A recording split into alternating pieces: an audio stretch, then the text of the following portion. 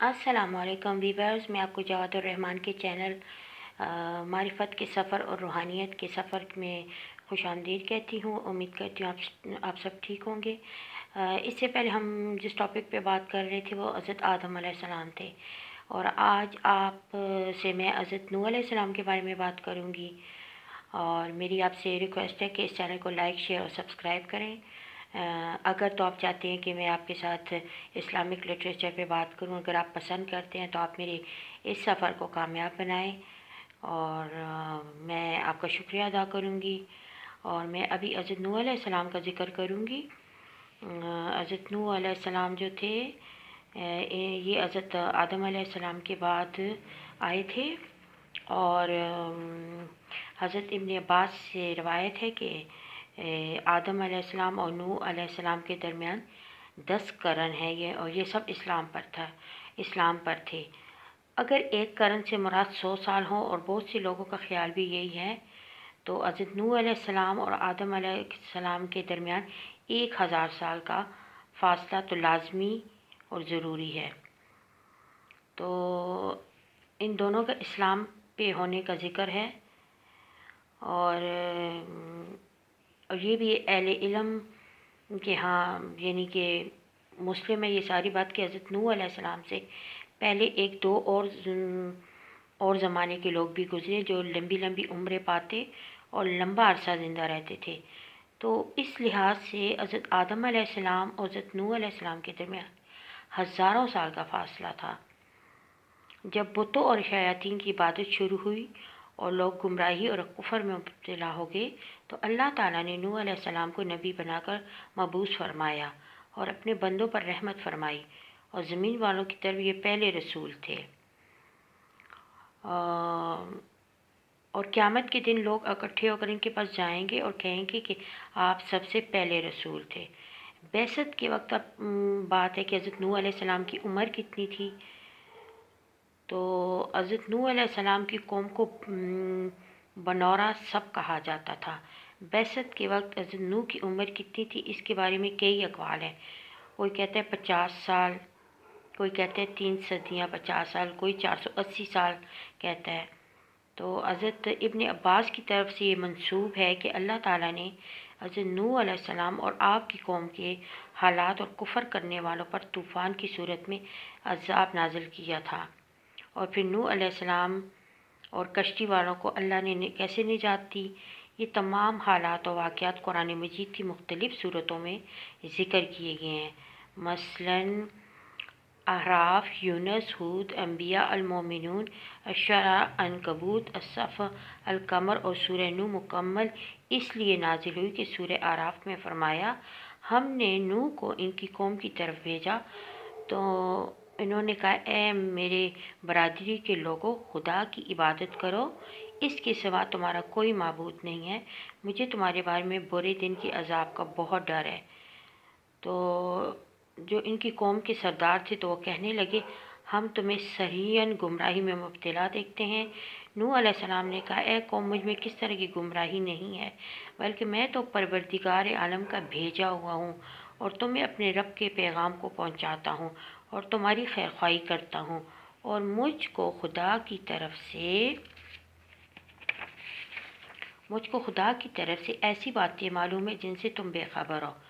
تم کو اس بات سے تعجب ہوا کہ تم میں سے ایک شخص کے ہاتھ تمہارے پروردگار کی طرف سے تمہارے پاس نصیحت آئی تاکہ وہ تم کو ڈرائے، تاکہ تم پرہیزگار بنو اور تم پر رحم کیا جائے۔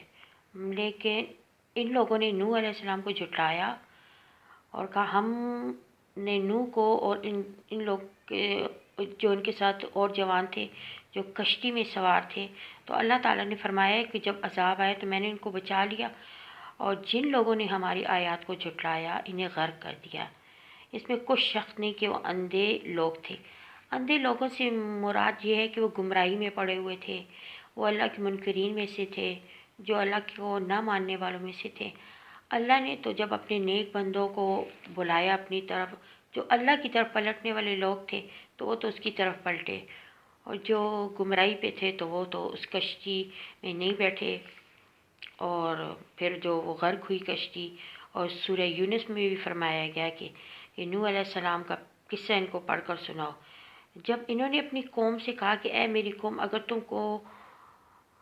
تم کو اس میں رہنا ہے اور خدا کی نصیحت کو نہیں ماننا، میں تو خدا پر بھروسہ کرتا ہوں،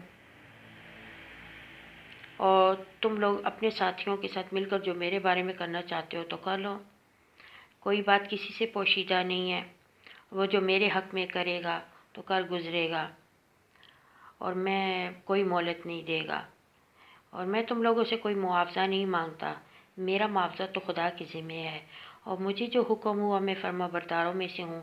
لیکن ان لوگوں نے ان کی تکذیب کی، تو اور اللہ نے جو ان کے ساتھ کشتی میں سوار تھے لوگ، ان سب کو طوفان سے بچا لیا اور انہیں زمین میں خلیفہ بنا دیا، اور جن لوگوں نے اللہ تعالیٰ کی آیتوں کو جھٹلایا ان کو غرق کر دیا، اور ان کا بہت برا انجام ہوا۔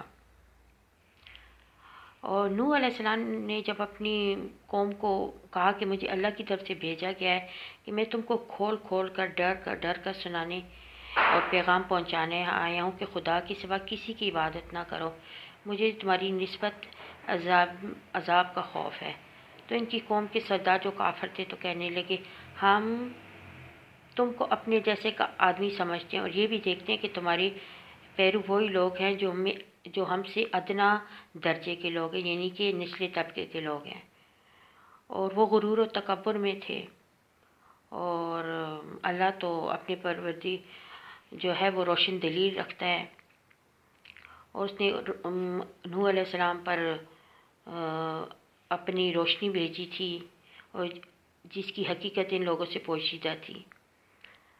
تو نوح علیہ السلام نے اپنی قوم سے کہا کہ اے میری قوم، میں تم سے اس نصیحت کے بدلے میں مال و زر کا خواہش مند نہیں ہوں، میرا صلہ تو خدا کے ذمہ ہے، اور جو لوگ ایمان لائے میں ان کو نکالنے والا بھی نہیں ہوں، وہ تو اپنے پروردگار سے ملنے والے ہیں، لیکن میں سمجھتا ہوں کہ تم لوگ نادانی کر رہے ہو۔ اے میری قوم، اگر میں ان کو نکال دوں تو خدا کے عذاب سے بچانے کے لیے میری مدد کون کر سکتا ہے؟ بھلا تم غور کیوں نہیں کرتے؟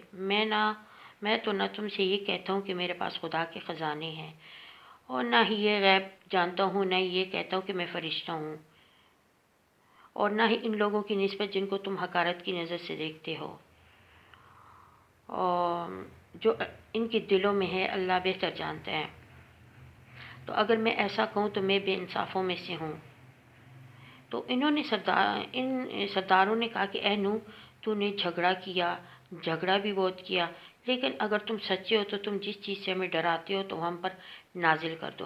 یعنی ان میں اتنی سرکشی تھی، اتنا غرور و تکبر تھا کہ وہ بس تباہی کے راستے پر تھے۔ تو نوح علیہ السلام نے ان سے کہا کہ اس کو خدا ہی چاہے گا تو نازل کرے گا، اور تم اس کو کس طرح ہرا نہیں سکتے۔ میں اگر چاہوں بھی تو تمہاری خیرخواہی کروں، اور خدا کا یہ ہے کہ تمہیں گمراہ کرے تو میری خیرخواہی تم کو کچھ نفع نہیں کر سکتی، وہی تمہارا پروردگار ہے، اور تمہیں اسی کی طرف لوٹ کر جانا ہے۔ اور اگر تو میں نے دل سے بنا لیا ہے تو میرے گناہ کا وبال مجھ پر، اور جو گناہ تم کرتے ہو تو اس سے میں بری و ذمہ ہوں۔ تو حضرت نوح علیہ السلام کی طرف وحی کی گئی تھی، تیری قوم میں سے جو ایمان لا چکے تو ان کے اور کوئی ایمان نہیں لائے گا۔ تو ان کو یہ بھی کہا کہ تم بلا وجہ غم نہ کھاؤ، اور ایک کشتی ہمارے حکم سے تیار کرو، اور جو ظالم ہیں ان کے بارے میں ہم سے کچھ نہ کہنا، کیونکہ وہ ضرور غرق کر دیے جائیں گے۔ تو نوح علیہ السلام نے کشتی بنانی شروع کی، اور جب ان کی قوم کے سردار ان کے پاس سے گزرتے تو ان سے ٹھٹا مذاق کرتے، تو کہتے جس طرح تم ہم سے مذاق کرتے اسی طرح ایک وقت ہم بھی تم سے مذاق کریں گے، اور تم کو جلد معلوم ہو جائے گا کہ کس پر عذاب آتا ہے جو اسے رسوا کرے گا، اور کس پر ہمیشہ کا عذاب نازل ہوتا ہے۔ تو جہاں تک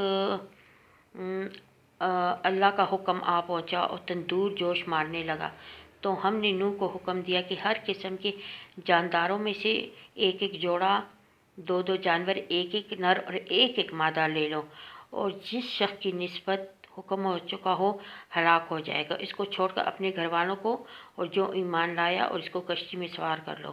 اور ان کے ساتھ بہت ہی کم لوگ ایمان لائے، تو نوح نے کہا اس کا نام لے کر اس میں سوار ہو جائے۔ تو اس کا چلنا، اس کا ٹھہرنا۔ بے شک نوح علیہ السلام نے کہا میرا پروردگار بخشنے والا اور مہربان ہے۔ تو وہ کشتی ان کو لے کر طوفان کی لہروں پر چلنے لگی۔ لہریں کیا تھی؟ گویا پہاڑ تھے۔ اس وقت نوح نے اپنے بیٹے کو، وہ کشتی سے الگ ہو چکا تھا، پکارا، بیٹے ہمارے ساتھ سوار ہو جاؤ، کافروں میں شامل نہ ہو۔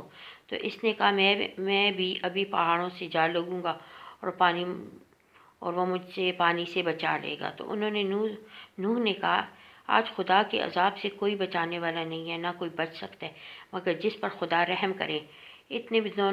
اتنے میں ان دونوں کے درمیان جو لہر آئی تو وہ ڈوب کر رہ گئے، اور حکم دے دیا کہ اے زمین اپنا پانی نگل جا، اور اے آسمان تو تھم جا، اور پانی خشک ہو گیا اور کام تمام کر دیا گیا، اور وہ کشتی جودی پہاڑ پر جا ٹھہری، اور کہہ دیا گیا بے انصاف لوگوں پر لعنت ہو۔ اور نوح نے اپنے پروردگار کو پکارا اور کہا میرے بیٹا بھی میرے گھر والوں میں سے ہے، تو اس کو بھی نجات دے کہ تیرا وعدہ سچا ہے، تو سب سے بہتر حاکم ہے۔ تو اللہ تعالیٰ نے جواب میں فرمایا اے نوح، وہ تیرے گھر والوں میں سے نہیں ہے، کیونکہ اس کے کام ہی ناشائستہ ہیں۔ تو جس چیز کی حقیقت تجھ کو معلوم نہیں ہے اس کے بارے میں مجھ سے سوال نہ کرو، اور میں تم کو نصیحت کرتا ہوں کہ نادان نہ بنو۔ نوح علیہ السلام نے عرض کی اے میرے پروردگار، میں تجھ سے پناہ مانگتا ہوں، میں تجھ سے ایسی چیز کا سوال کروں جس کی حقیقت مجھے نہیں معلوم، اور اگر تو مجھے نہیں بخشے گا، مجھ پہ رحم نہیں کرے گا تو میں تباہ ہو جاؤں گا۔ حکم ہوا کہ اے نوح ہماری طرف سے سلامتی اور ان برکتوں کے ساتھ اتر جو تجھ پر ہیں اور تیرے ساتھ کی بہت سی جماعتوں پر، اور بہت سی وہ امتیں ہوں گی جنہیں ہم فائدہ ضرور پہنچائیں گے، پھر ہماری طرف سے ان کو دردناک عذاب پہنچے گا، اور یہ غیب کی خبروں کے ہیں جو ہم تمہاری طرف بھیجتے ہیں۔ اس سے پہلے نہ تو تم ان کو جانتے تھے اور نہ ہی تمہاری قوم ان سے واقف تھی۔ پھر صبر کرو، انجام پرہیزگاروں کا ہی بھلا ہے۔ تو میں آپ سے اب دوسرے سیشن میں نوح کے دوسرے حصے میں آپ سے مخاطب ہوں گی، اور آپ سے میں ریکویسٹ کرتی ہوں پلیز اس چینل کو لائک کریں، شیئر کریں۔ میرے پاس جو تھوڑا بہت اسلامک لٹریچر ہے وہ میں آپ تک پہنچانا چاہتی ہوں، تو آپ میری حوصلہ افزائی کریں اور اس چینل کو لائک شیئر اور سبسکرائب کریں۔ بہت شکریہ۔ اگلے حصے میں حضرت نوح علیہ السلام کے حصہ دوم میں آپ سے بات کروں گی۔ اپنی دعا میں یاد رکھیے گا۔ جزاک اللہ۔ اپنا بہت سا خیال رکھیے گا۔ اللہ حافظ۔